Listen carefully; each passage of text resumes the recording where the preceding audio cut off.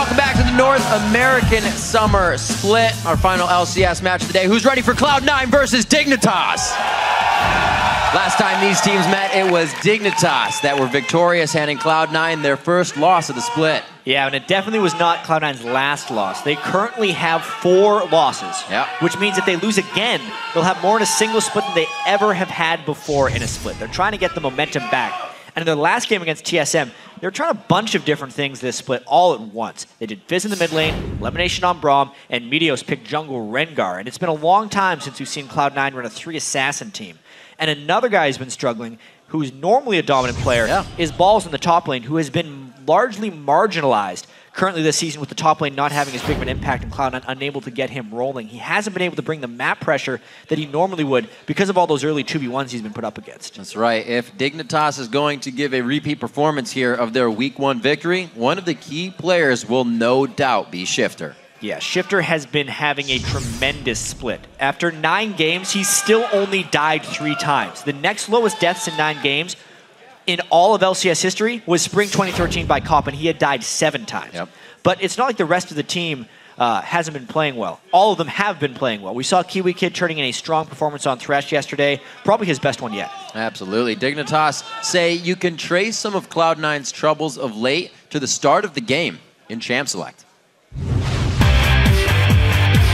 C9's definitely looking a bit shaky right now, especially high. It feels like his champ pool is really shot. He's played Kha'Zix into like all these really terrible matchups, and it feels like if he doesn't shape, then I'm not sure how C9's going to look at the end of the split. Ever since Paris, we've been having issues going back to the way we were playing.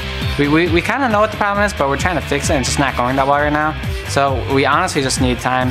Our first match against C9 a couple weeks ago, we really shot their mid lane and jungle down. Like me and Crumbs, we just outplayed them. We caught them on rotations, and it felt like they were a little bit lost. Gets some damage. Shifter, one auto attack. He gets the damage, and another kill comes in for Dignitas. Shifter was good when he was on coast, but he's getting better almost every day. The guy plays so much solo queue, I don't even know. Like, if you play a lot of solo queue, you learn a lot, like your limits and how far you can go. Honestly, Dignitas is just better at us than everything at the moment. Lane phase, map control, vision. It's gonna be hard to like find a way to overcome them when they're just better at you than everything. Give a lot of credit to your opponent. Yeah, saying the other team is better than you at everything doesn't really give you too much mentally to get into the game. It's a very real answer. I guess so. It's got to be a level-headed. Let's check out the starting lineups and just see how much better they are. On the blue side, it will be Cloud9. Balls in the top lane, Meteos in the jungle, high in mid lane, Sneaky to AD carry, and Lemonation, him and his beard on support. Yeah, the red side, of course, is Dignitas. Zion Spartan in top, Crumbs in the jungle, Shifter in mid, I'm a Cutie Pie on AD carry, and Kiwi Kid with the updated haircut.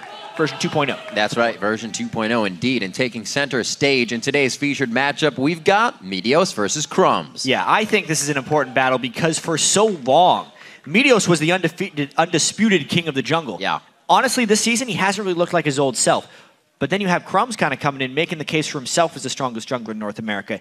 With the upgraded lanes, he's really been able to shine. He can make the moves that he wants, he can ward the right spots, and he doesn't have to worry about babysitting as much as being aggressive, which is what he's been able to do. And that's kind of what Meteos' old calling card was, and he's fallen off this split. So this is a really interesting matchup, this game. You know, Jay, you talk about warding in the right spots, and one of the biggest effects... I get a little bit of the limelight. One of the big effects that warding had was Crumbs' control over that top side of the blue buff on red side, killing high in his rotations to come in, always having an idea of what's going on that blue buff, and they consistently shut down high last game right there. Yeah, it was a while ago, but absolutely, the vision control by the blue buff. Yep. They have switched sides on this game, though, so it's actually Dignitas is going to be on that side. The blind spots will be different in this game, but yeah, it's going to be all about vision control, I feel like, in this one. We'll see. Crumbs has been all over having good vision control. Started saying it at the end of last split, and it's really coming to fruition for all teams of this split, as it just seems like vision seems to be that thing you want. Kale going to be banned out first, will not go to Zion or Shifter, to the likes of them. Cassidon as well. Yeah, yet another Kale ban. So she's really creeping up the ban list. A lot of mid lane bans here from both sides. High's champion pool maybe getting attacked. He's been playing a lot of things for the first time and having mixed success. He had played a little bit of Fizz previously, but first Fizz game of the split, first Nidalee game of the split was much better. Hai isn't the type that has actually been playing many of the conventional mid laners. So banning out the likes of Lulu is very good against him. Still waiting on the last ban. We saw Shifter and Hai take Twisted Fate and Lulu last time. As you just said, that got banned out. Hai tried his hand at the Twisted Fate, which goes to show he's, like we said, one of those champions, or one of those players trying to open up his champion pool. But as you heard even Dig say, it's not really working to the greatest effect. Fizz is the last ban, even after the misplays. They know there is still game control to be had from Hai on that Fizz. Yeah, so that ban really means they're attacking him. Or they just wanted to throwaway ban, because there's a lot of power picks up still. There's the Lucian, Braum, Lee Sin is going to be contested amongst these guys. They could actually combo Lucian and Braum together if Dignitas wanted to. Known as the most lethal way of activating Braum's stun because of the double shot Lucian gets from his passive. Concussive blows activated him almost immediately. But at the same time, that would leave up the Sneaky Twitch or Sneaky Corki. There's just so much on the board for Dignitas right now. The music building the intensity. Hey man, if they win this one, they are in sole possession of first place. Yeah. To end week 4, because they were tied with LMQ coming into the day. LMQ, of course, was defeated by Curse in a big upset. So they go for Zion Spartan's priority on a carry top laner and getting the cutie pie, that Lucian play. Slow picks coming to this champion select. Last game of the day is definitely taking the longest so far. Meteos already has his big balls, does not play that Lee Sin in the top lane. And Cloud9 wondering now what to do out of champion select. It was said by Dig here, this is where they could get C9 to falter. Yeah, which is not historically the case by Cloud9. That's true. They're the speedy ones in champ select, but maybe they're calling themselves into question a little bit. They had a very confident champion select yesterday where they picked a lot of champions for the first time. Really slowing down today. Interesting. They're really not respecting Kiwi Kid's ability to play Braum. And they're not confident in Lemon Nation's either, because he picked it early. Or they just don't like it for the early laning. Even though Braum has been doing a lot of lane swaps, the early laning hasn't been that good because teams are shoving him in a bit and he's not able to land those Qs to get aggressive. Does seem like the players are not yet up to par on the comfortability of the Braum situation. Thresh for Lemon Nation, something consecutive for him. Something in the wheelhouse picks. Shifter usually leaving himself towards the end here. Going to see what C9 rounds their team out with first. So we'll probably see the support coming in for Kiwi Kid onto this one. Last time they played, if you can remember, Kiwi Kid having that amazing Zyra ultimate to secure a 23-minute Baron for Dignitas. That's how much control they had over the game. And wow, it looks like he wants it again. Wow. Even with the Evelyn up, Crumbs decides to go for the Nocturne. Yep. He really had a good time on that Nocturne in their last game. That is a really bold pick by Dig. Also means Braum's not going to be picked or banned this game. One of the first. Absolutely. Nocturne going through like you said, so Sneaky and Lemon Nation. AD carry and the mid laner now to be picked up here. What will Hai have a chance at? I feel like he's almost kind of stressed into a situation here of something to pick. 3 mid laners on one side as well as 2 on the other, and he goes back to the Nidalee. Good pick for him. It makes a lot of sense. They can use the Corki missile poke as much as they want. Oh, wow. Very cool. So back in Season 3, Shifter's main mid laner was pretty much Ahri. And he is one of the few to continue to play her. A lot of people have been picking the Twisted Fate into Nidalee, but as we saw in the last game, and not always a solid initiation, he'll be dive buddying with the Nocturne. Ahri Nocturne used to be a classic composition of you use these 2 ultimates and you kill whoever you want on the map, generally speaking. Charm, done. Yep. And that is probably what Dignitas is going to be looking for, finding small windows of pressure to break Cloud9's team up. Something Cloud9 has been struggling with a fair bit this split. The Ahri pick and the Nocturne, 2 excited Two very interesting choices there by Dignitas. Looming memories of the Nexus Ari Lichbane from Shifter being able to take out the game. We've had some close, I wouldn't say close, but we've had base races this week, so we may just get another one. So the champs are locked in now, the teams are loading, and the only thing left to do is see who you are predicting to win. According to LOLesports.com, closest win of the day, 57% of you are saying Dig will come out on top during this fight. A lot of Cloud9 faith still with the fans. Keep those votes coming over on Twitter as well. Send your picks to @LOLesports. Use either the hashtag C9win or DIGwin. It's the team tags of the teams. Make sure you send it to @LOLesports, or it doesn't count. Nope, doesn't Very count. important. And we want to read it. Of course. If you can use more than 150 characters, that's pretty amazing. 40. God, I don't even use Twitter. Coming into this game, we saw a good early level 6 from the bottom lane. First blood was taken about 8 minutes from Dignitas. As Hai said, they just kind of controlled me in mid lane. But as soon as each lane got their 6, they got it before C9, and that's really how Dig started to win the last time they played this game after watching it twice.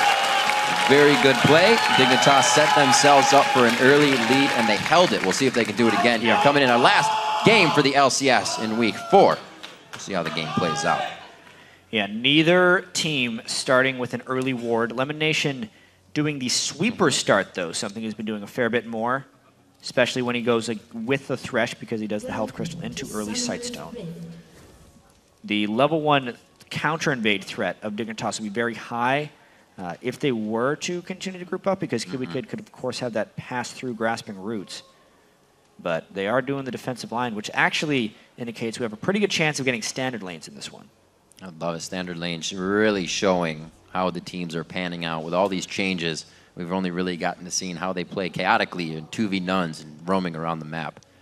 It'll be really good to see how teams size up against each other. Believe it or not, the last time these two teams faced, Dignitas beat Cloud9 in 28 minutes and 11 seconds. That is their fastest loss ever playing in the NA LCS. Yikes. Fastest win for them was 25 minutes, so definitely not something that they want to have happen again. And they have the team that can poke their way to victory here if need be on the objectives. Cloud9 setting up for what may be a late invade here with the safety of some hooks.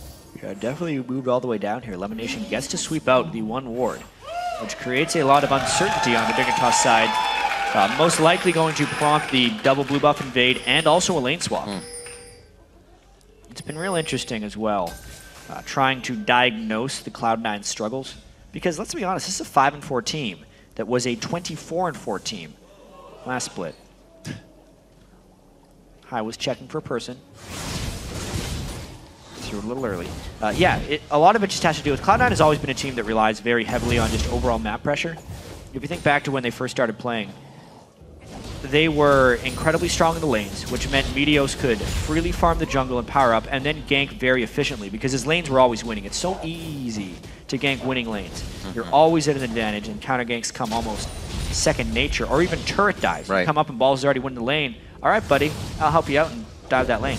But in the game right now, as you can see, there's a lot of jungle sharing going around. So the jungle isn't as individualized as Meteos would necessarily want it to be. You know, we see Crumbs and Zion Spartan sharing. Meteos has to share with Balls at this point, and both of them end up being very far behind. You add that to the fact that when we saw Cloud9 at All-Stars, their main strategy was ganking top lane again and again. They can't do that right now. Right. We even heard Hai just recently speak about how they're kind of trying to correct the problems. And even if you know what the problem is, it doesn't mean you have the answer right away. He said, we're trying things, and sometimes they still don't work.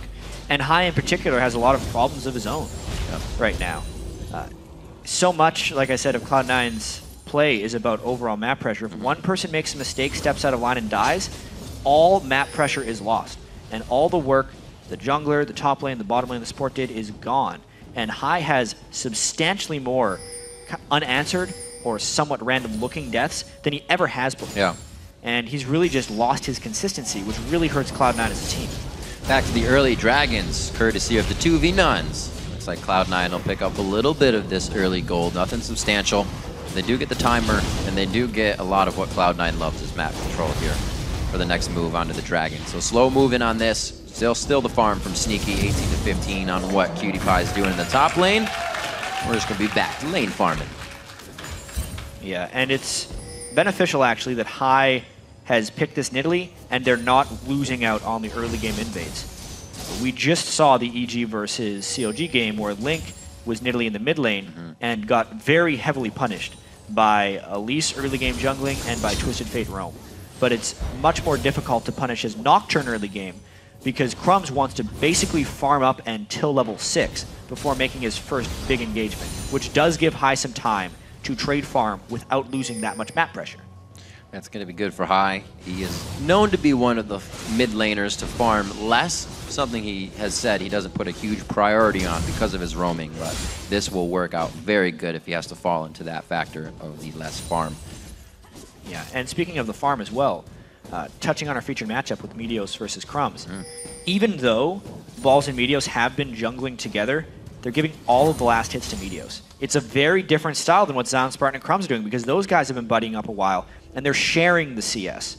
So Crumbs much more in the supportive style, trying to get Jax going, and Meteos actually much more selfish right now, hoping to get some early game power on Lee Sin and Snowball himself for the team. A mission right now. Cloud9 is looking to formulate ward coverage for pure knowledge on Crumbs, and then they can activate something a little later when they want to. Sneaky taking the pressure in the bottom lane because of all this aggression towards the top, but he stays safe, even with 3 roaming. Yeah, the 3 roam gives some deep wards into the top lane of Dignitas. Oh! They're not going to be able to do much taking that kind of harass.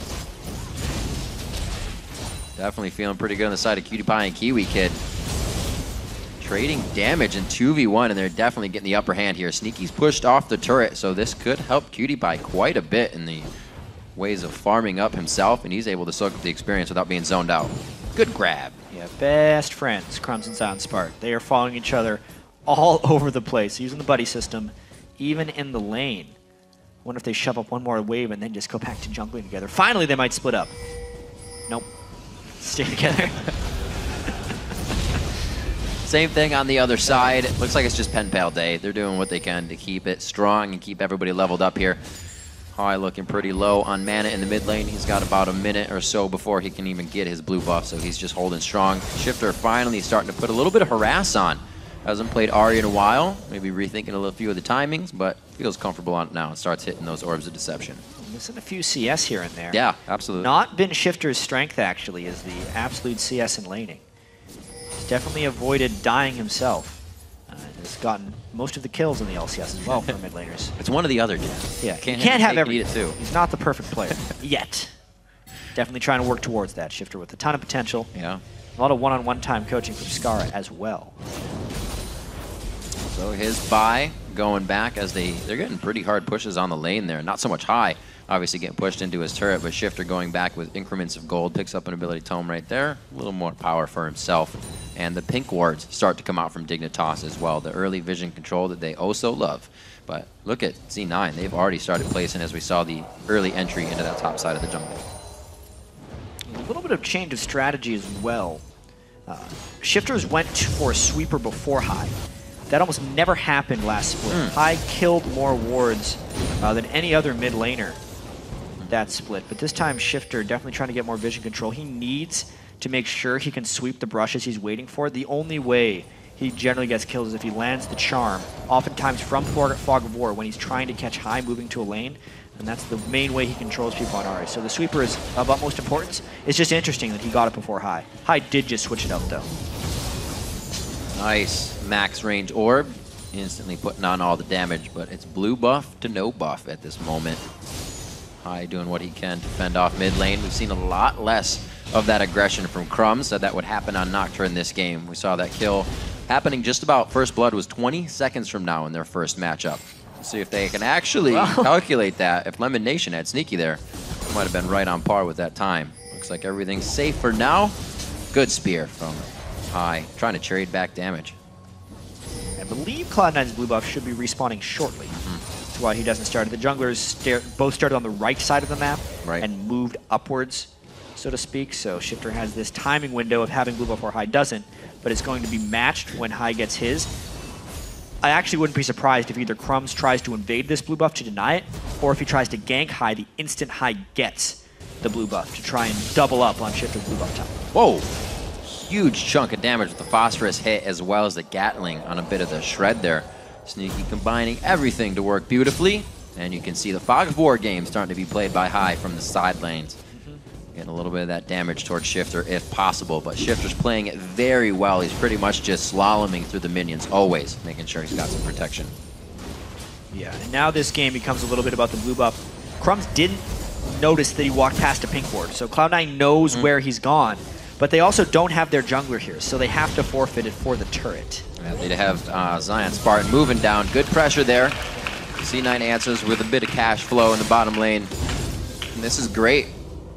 Gonna shut down a bit of objective control. High is gonna be very low on mana as they approach this dragon in 5 seconds. I think he's gonna go for a little more than this, that Foxfire, but it's the harass. The Nation getting himself in early. Sneaky's there. No. The damage we just saw onto Cutie Pie absolutely can't be taken by Kiwi Kid. They finalize the kill they were looking for. Now Dragon's in their favor. Right, exactly. Right as it spawned, and that's just Meteor staying down bottom. The selfish farming he's done a little bit of. Also giving his team the big-time objectives. Now the second dragon they're going to be able to take, as well as the turret, as Crumbs was off securing blue buffs, but lost the big objectives. He wants to do something here, though. The Valkyrie's there. He gets a flash from Lemon Nation over the wall. Good guy support, pulling out the plays. And Crumbs still got to give him credit for trying to get that quick kill out. Yep. Nothing coming from Burned everything. Sneaky also did. But the dragons, the turrets, starting to mount, actually, for Cloud9. Even the lanes are doing pretty well for them at the moment.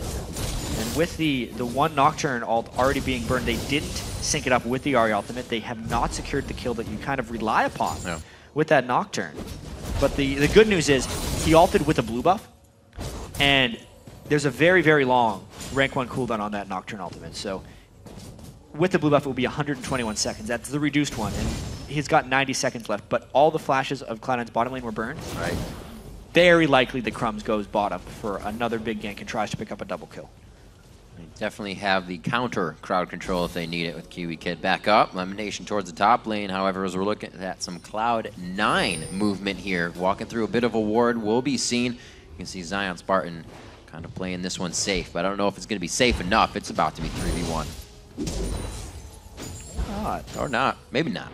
Cloud9 decided to back off. They saw the ward. They saw the ward over the wall, and they thought kind of better. Diving at Jax is very difficult, as well as when they don't have a total knowledge of where the backup's going to arrive from. Shutting down a higher priority target is going to be the agenda right now, and the hook onto Shifter.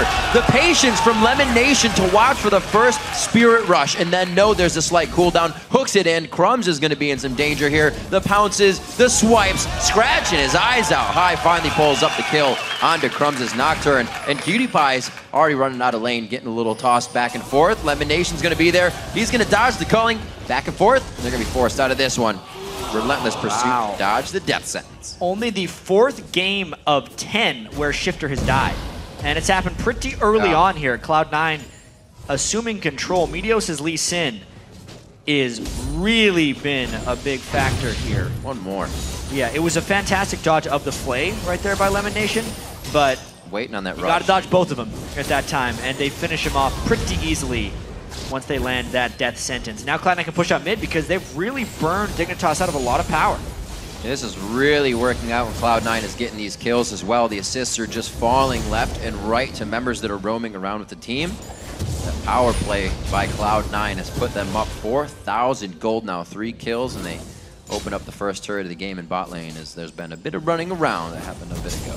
Yeah. And we have to pay very close attention to the frequency of fights in this game, because the more frequent the fights become, the better Cloud9 is. They do not have to wait on their ultimate cooldowns necessarily. Lee Sin is incredibly strong without his ultimate, as well as Nidalee, who just swaps forms and can throw spears every few seconds, whereas Shifter needs his Spirit Rush to do big work, and Crumbs needs his Paranoia to make big things happen. Even when they're using those skills, they're still losing the engagement. So the pressure advantage is absolutely in the favor of Cloud9, as long as they don't have any of those random deaths that have been plaguing them throughout their defeats. Constant windows to fight in, even playing very strong with the summoner spells down as they go into some of these engagements. Very, very ahead of the game right now. Cloud9 trying to put on some more damage. High with that blue buff is just wreaking havoc on this turret, and Dignitas cannot answer back. Crumbs waiting on the wing. His ultimate is up. This is going to be scary if the team cannot close in as quick. Really wanting to get this fight. High putting himself in a bit of a danger zone. But Crumb's not wanting to burn it because he would just be diving into a 4v4. Right. And they're not actually stronger than Cloud9 right now. Bam! On the outside, High hitting another one. Repeat of the hits with the spears coming out of High. The javelins are just hitting left and right. A charm cannot be followed up on by Shifter as he crests it just outside a minion range. Wow, these are going to be doing big damage. Look how squishy they are. Spirit Rush burned by Shifter, no ultimate on Ahri. This means Dignitas's initiation potential is basically non-existent, and let the siege continue. That's why Zion Spartan is coming down bottom. They're really needing to push Cloud9 off of this immediately. This is like a flip side of the first time these two teams played. Like I said, it was a fast game, but Cloud9 is just looking to beat down the doors of Dignitas's front line of turrets here. 15 minutes in, almost hitting another Spirit max range. Probably would have taken down Kiwi Kid. He's in a dangerous spot. And just look at all the bushwhacks as well. Run in the wrong spot, and you're giving vision to your whole team behind that turret. And with the Corki as well, spamming the missiles, it's just too much to dodge. There's too many things to keep track of. They're clearing the wave so quickly and get so many free shots at Dignitas. It's an indefensible turret for them at this point with the blue buff new. Beautifully played poke composition coming out from Cloud9. And they just push Dignitas off the turret with little to no pressure and damage. Really just causing Dig to use ultimates sporadically out of being scared. Dignitas kind of has left here is the strength of Zion Spartan and the hope that Crumbs can get a big ultimate off. That's true. We haven't seen much of him. Crumbs had that window where his paranoia was up and the flashes of Sneaky Elimination were down, but that window has passed. They have still yet to be able to synchronize the ultimates of Ahri and Nocturne. They're still sitting at 0 kills with a pick composition 15 minutes in. So things are actually very grim for Dignitas right now. We'll see what they can do, assessing now how strong Cloud9 is. We get a glance at the top lane, level 10s and Zion Spartan and Balls. We're kind of saying that Balls hasn't been living up to what his expectations were of the summer, or the spring split, I should say. A lot more kills, a lot more control over his lane. Very even here on the top side. Nobody has that advantage. Exactly. You wouldn't believe it if after the All-Stars or after the spring split you said after 9 games, Balls would have fewer kills than every other LCS top laner. Right. But that's actually the case right now. He is very much been denied farm, and because Cloud9 has been struggling as a team, they're not finding the team fight ability for him, and he's just kind of trapped. There'd always be that last man to dive in with Dragon's Descent and clean up 2 or 3 kills. Make sure the 2 or 3 kills are secured as well. We're trying to formulate that right now. He's in the top lane still against Zion. Haven't seen too many teleport plays either. It's been the power of 4 from each team, and right now C9's is stronger. Dignitas doesn't seem to have an answer to this siege. They're trying to just have Zion Spartan farm up in the top lane and hope that the power of Jax versus Shyvana will be enough. But they either need to find a clean initiation onto Cloud9 or have Zion Spartan teleport in for a 5v4 because they are just getting destroyed in this siege game. Oh, goodbye. This is getting dangerous. Almost getting a few plays in. Wow, very nice spear predicted by High on that one. Looks like they're going to get all the pressure they need. They poked enough as well so that Dignitas couldn't counter-engage that. One of the biggest things you can do as a poke team is corner yourself at an objective. This time Cloud9 didn't go for the objective until they had landed poke, which made it safe. And not get yourself pinched into that melee range. Just missing the charm. Shifter trying to use his minions as a little bit of cover for his abilities. Almost catches High off guard there. Looks like Crumbs again trying for High in the mid lane. Very slippery, niddly, and just the magician at escaping these ganks. High's going to keep it safe. 1-0 and 1 for him. Shifter yet to come up with some kills in a game. They're making sure he's not getting what he wants, and he's been a key to Dig wins. Crumbs is hoping that this dive works. They're running out of options at this point. Unless they snowball Zion Spartan and make it so Jax can take on 2 or 3 people, they're losing this game. But even then, there wasn't a big enough edge in that lane at the time. Now they've landed a bit of poke. Expect the Nocturne ult probably with the next wave. That's the HP they're looking at. He hits the Duskbringer to start, and it's almost a little too early. And he alerts Balls to that situation. The teleport's used there in the top lane, but that's both laners, so this is Zion. Maybe could get a lead. And this is why map pressure overall is so critical to Cloud9's success. When they went for Balls, because they have the mid lane already pushed up, they can make a move in the mid lane. But the wave clear actually does come out from Dignitas here, and the Nocturne ultimate is still up. A little bit of danger here if Dignitas wants to initiate. They have that ward just on the side of Wraith. Power's going to go down. A great ult from Kiwi Kid, but it's really to keep the rest of the team safe as he goes down. An ultimate, whoa! Pulls up to Meteos on the safeguard. They try to get the sneaky, but he flashes, actually heals himself and gets to a safe position with Valkyrie. Still looking at Shifter for some damage on this one, but it's a Kiwi and Crumbs down at the beginning of the fight. Dignitas is so hesitant to pull the trigger at this moment. They were caught on Kiwi Kid. He had people locked up in a Stranglethorns, and Crumbs watched. Then after the death happened, he decided to ult in, right? As the turret dies, you Nocturnaut right now if you're going to do an initiation. Once you've given up the kill, you do not decide to do it after the fact, because at this point, Cloud9 has recovered from the peel. They're no longer suffering from the knockup, and they can focus their full attention on the Crumbs. Also, their cooldowns are back, because we talked about the frequency of fights. They killed one, they let the cooldowns refresh, Cloud9 killed them again, and Cloud9 is just in complete control. We'll see if Dig can make any more moves. They're going to have to push themselves outside their comfort zone to do it. Cloud9 on top of this game and can pretty much do whatever they want. 69% to 31 coming in on this one as the Cloud9 fans begin to back. Dignitas is such a weird team. Not in the physical sense, but in the gameplay. Because they're so inconsistent. Why do you see this play out of Dignitas? One day, they play flawlessly. They destroy Cloud9, and they have this air of confidence, especially when you talk to them. And then they come into this game, and they haven't made a single solid play in 20 minutes. Not something you would expect from a team that, if they win this, they are in sole control of first place in the LCS. It is just very confusing. Definitely shaking their confidence. Things like this not helping as well. Whatever it would be, we thought the last grace for the team to come out on top is already being focused. Now Zion Spartan goes down, try to solo and fade the jungle. Yeah, they're not playing as a team. Whatever happened between today and yesterday, because they were great, flashes in a straight line through the corridor to get hooked. And now they're basically relying on Crumb's flash smiting this solo. He's going to try for it, I think. Warding is deadly. I think we can take that from that last play now as Baron going down very, very low. 2,900 health. Baron healed up a little bit there to 3,000, but they're still trying to get a bit of damage. A good calling from Cutie Pie. This is Dig now trying to throw back their DPS before the fight starts. And it looks like it actually worked this time. Gaining a little ground there. They still have a long way to go before they can start initiating more. Cooler minds prevail in the Baron right there. Yeah. Dignitas had landed a good amount of poke, and Cloud9 realized they only had one person dead. Hai actually gets caught out though! That is exactly what they needed. Cloud9 feeling a little too sure of their positioning after disregarding the Baron attempt, and Dignitas takes hold of that instance. Finally, Dignitas pulls off a good play, and that was all because Cloud9 overreached a little bit with that Baron attempt, and instead of immediately backing after the Baron, they continued to think they had control of the map. When they spent so much time as 5 people around the Baron pit, they lost that control, and that's why Hai got picked off by Dignitas. So we did lose mid, but you get top. We have to consider that not actually a lot of summoners were blown as Lemonation and Hai went down. So with those champions there, good on Zion Spartan to grab another turret. They're still 5,000 gold behind, but seeing that damage out of Cutie Pie and seeing the movement there by Dig, they may be giving Cloud9 a second thought. Yep. So signs of life, absolutely. You can see Zion Spartan with his Blade of the Ruin King as well. They need him to become that split push force. He still has his teleport.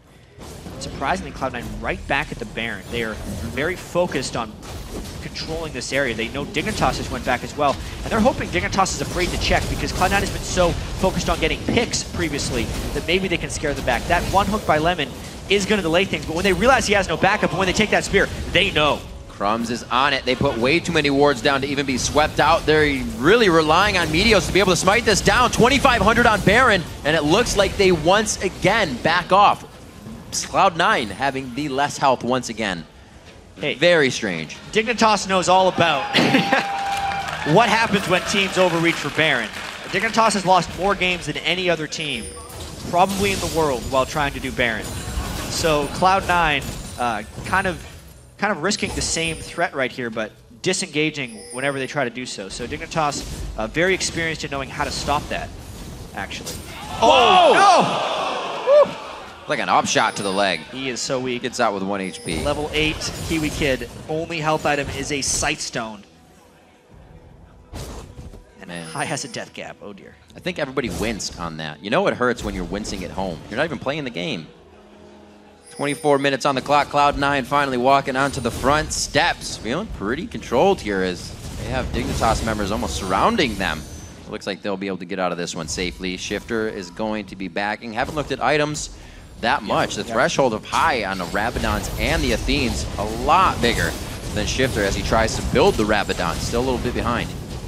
If he gets the Void Staff on Nidalee as well, yeah, he's almost there. Huge break point. Hai has had a fantastic Nidalee game. 2 great Nidalee games, actually, when he's played it. The fact that Meteos is almost at Ranwoods as well will make initiating much easier. He'd be able to tank up the culling shots just by himself. And also the Trinity Force being completed is a big power spike for Sneaky against Diamond Cutie Pie. Bloodthirster plus Trinity Force, in my opinion, is the strongest moment in the game for Corki.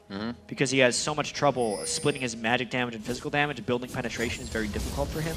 But just having the straight up damage item before people have been able to itemize for either armor or MR, Corki's incredibly strong right now.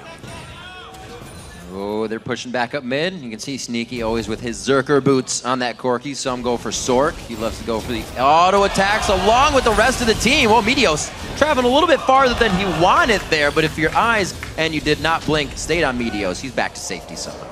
He's safeguarding onto a lantern. Yep.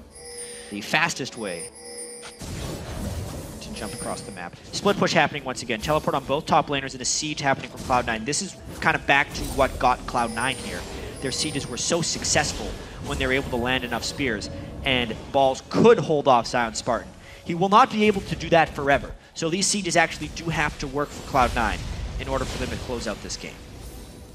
Cloud9 definitely buying a lot of time with Zion Spartan not being big out of the laning phase.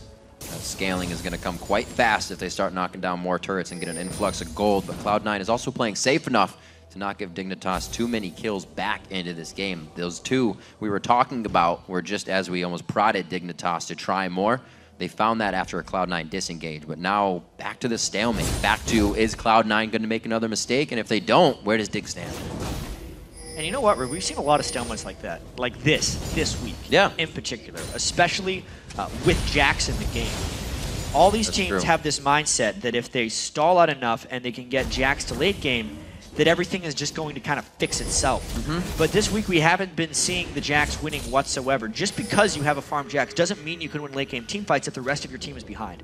So what's incredibly important for Dignitas to focus on right now is while they do have to keep Zion farming, they have to make sure that the rest of their team doesn't fall behind as a result of that. Because the collective strength of the team will still be in favor of Cloud9 if the gold lead just continues to increase for them. When we look at our featured matchup, Meteos has definitely played a stronger game than Crumbs this time around. The flip side from our last game where Crumbs controlled the game, it's really been Meteos back and forth, 2-0-4. He's participated in every kill on the map. Yeah, and the Lee Sin has been massive for him. So many, actually, of these jungle games this week in the NA LCS have been trending in the side of the jungler who builds a Sightstone. The team control that seems to happen off the back of that. Obviously, Lee Sin can take better use of it than most other junglers. Absolutely. But it's really just helping the teams find the poke opportunities and control the objectives. Cloud9 has seemed to iron out whatever their problems were from last week's games, from a bit of yesterday. Ooh, Crumbs, good spell shield there. That was actually the Dragon's Rage. That was the kick for Meteos on his ultimate, and that was canceled out. He wouldn't have even kicked him backwards at the time of his ward jump. So let's apply damage and get pressure for the Baron. They got the pink ward down on it. Let the Samba begin. Seen this story before. Cloud9. Choose your own adventure book, remember? Yeah. At least Hai has a Void Staff now. So if they land the spear while doing this game, especially if they can land it on a Kiwi kid, who has about 1 spear as far as his life bar is concerned. Duly noted. You got to see that just a little bit ago. So surpassing now at 28-11. This is when the previous matchup between these teams ended. Dignitas was taking down the Nexus right now. Not the case this game. They are on the back foot trying to hold off Cloud9, but Cloud9 has also not really been able to find anything past that inhibitor turret. They're not getting the pokes on. They're not getting the pressure they want on the turret. Absolutely not. With the death cap on his shifter, he's more of a threat when he dives in with the arc. Yeah. Oh. All right. Never mind, guys.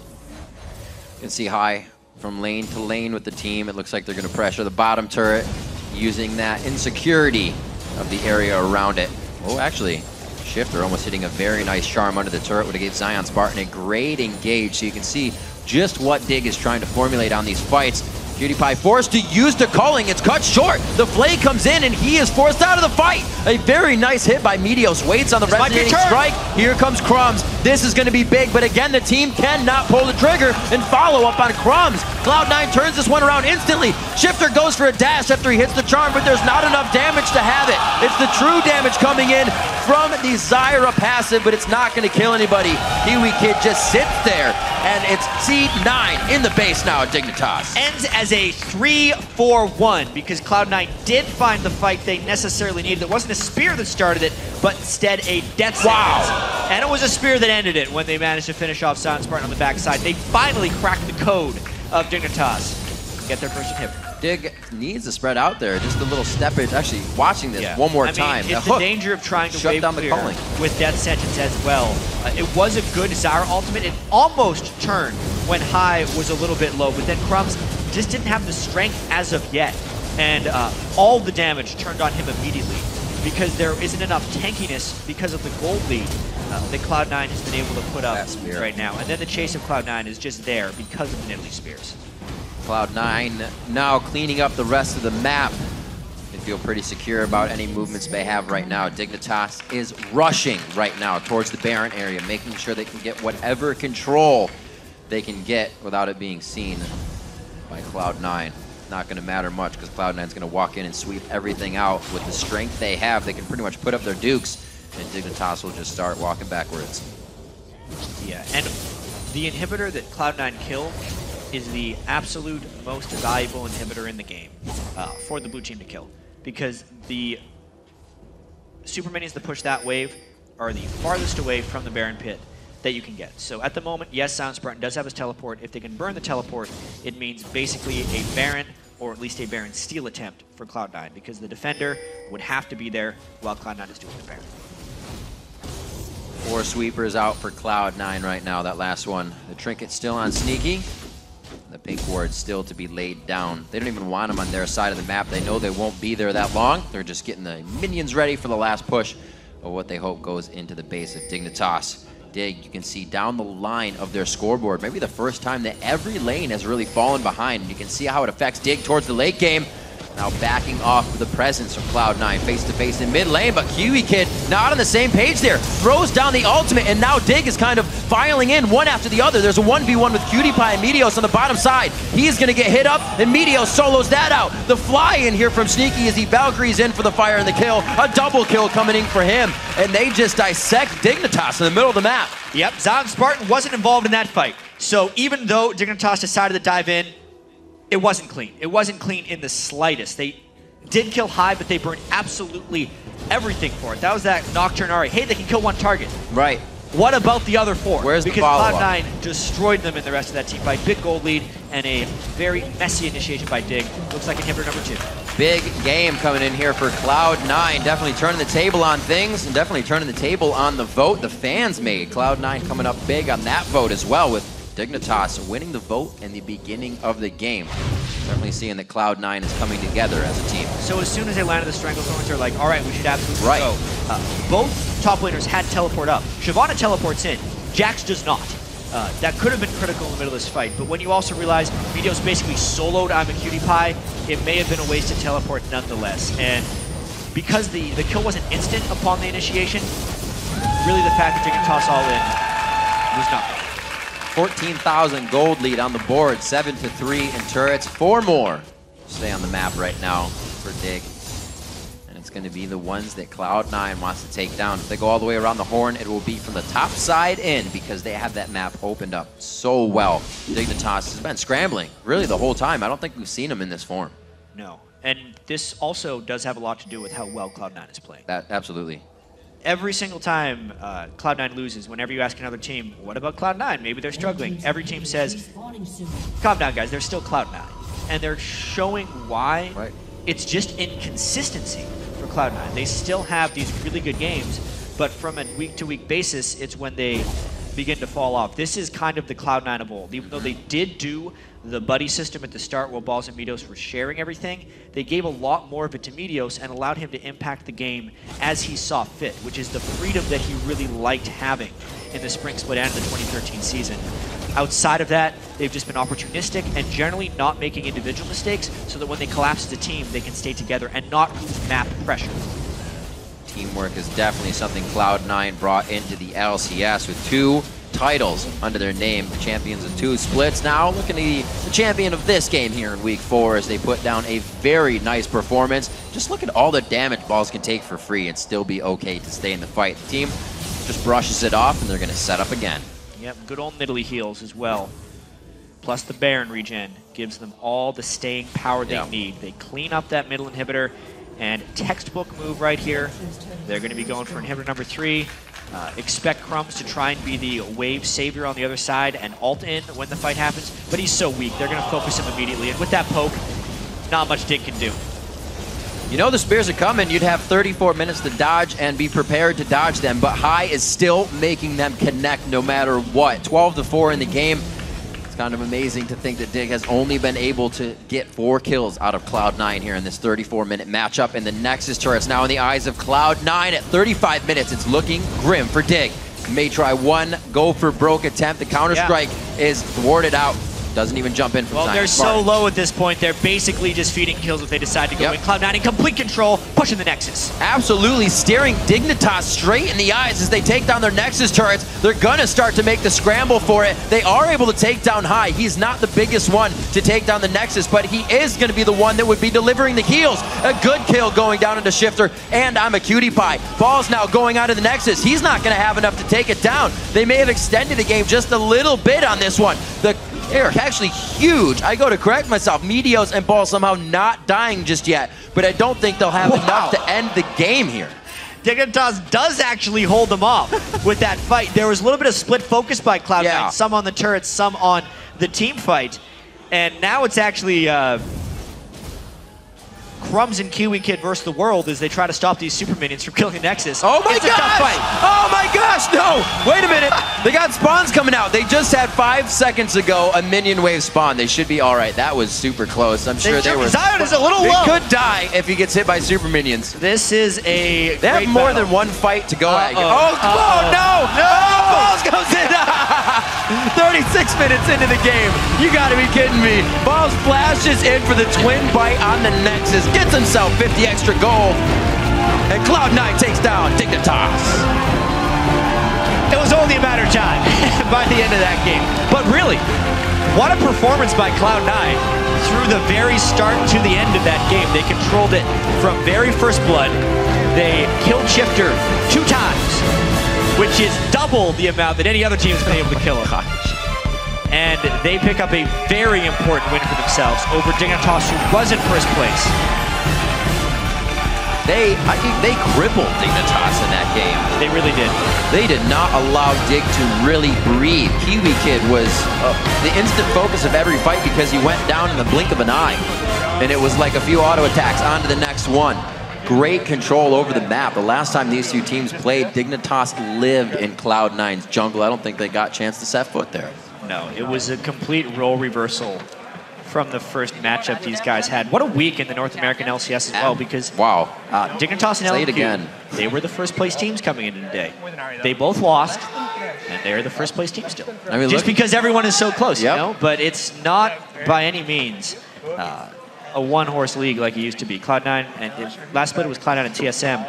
This split, Cloud9 and TSM are better, but boy, there is a logjam in the standings. Yeah, and very big smiles on the faces of Cloud9. A lot of wins this week kind of showed teams with a smile instead of kind of that remorse that the game was tough, but they won. There's still things to learn from that. We had some good wins this week, a lot of shakeups, and right now we're going to send it down to Kobe, who's Rift side, for a first-hand account of that game. All right, thank you, Riv. I'm here with Meteos after their win. Congratulations. And Meteos, we noticed that coming out of the jungle, you actually had all of the last hits from the jungle camps, none for Balls. Is that planned, or is it just kind of every man for himself in the early double jungle? We give all the farm to me when we're double jungling because we feel that a jungler getting his Elder Lizard earlier is more impactful than a top laner getting an extra Dorns or something when he goes back to lane. So we generally try to give all the farm to me, but sometimes Balls, like, you know, steals it. All right. Now, coming into this, there was an interesting video package where I was like, Dignitas right now are better than us at everything. was not the case here today. Obviously, you guys coming out with the win. Do you think it was more of a case of you guys playing better than you have been, or Dignitas slacking off?